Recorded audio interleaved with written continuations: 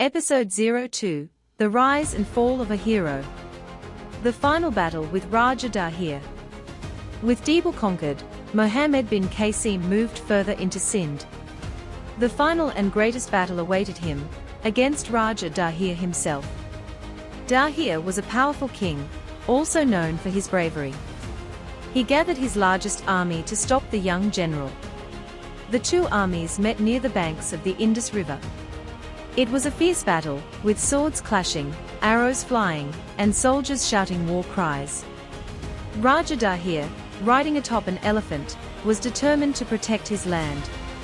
But Mohammad bin Qasim and his soldiers fought with a spirit that was difficult to defeat. Young though he was, Mohammad displayed remarkable leadership, encouraging his men, and fighting on the front lines. In a dramatic turn of events, Raja Dahir fell in battle, and his army was defeated. This marked the fall of Sindh and its integration into the Arab Empire.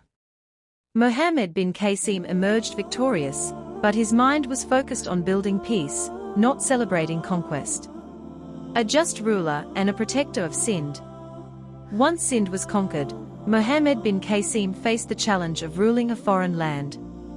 Despite the Umayyad Caliphate's reputation for discrimination, he ruled Sindh with an unexpected sense of justice, treated the people of Sindh with respect and kindness, establishing laws that protected their rights and allowed them freedom of religion.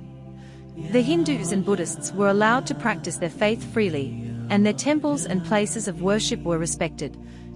He introduced a fair tax system, ensuring that the people were not burdened.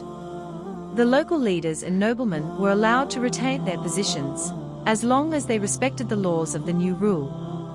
His fairness and sense of justice won him the hearts of many Sindhi people, who soon began to see him not as a conqueror, but as a protector.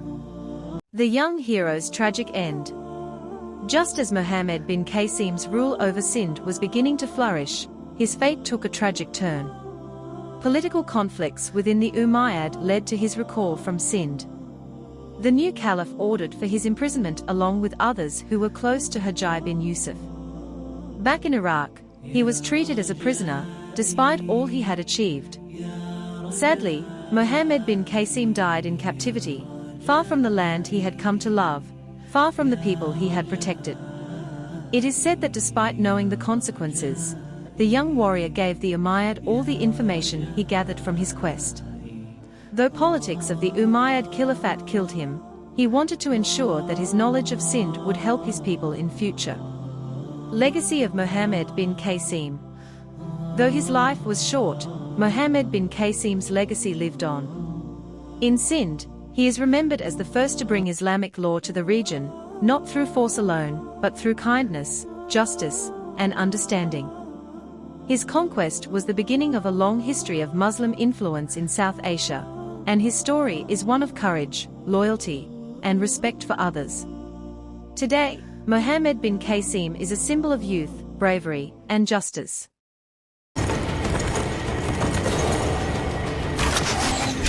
Yeah!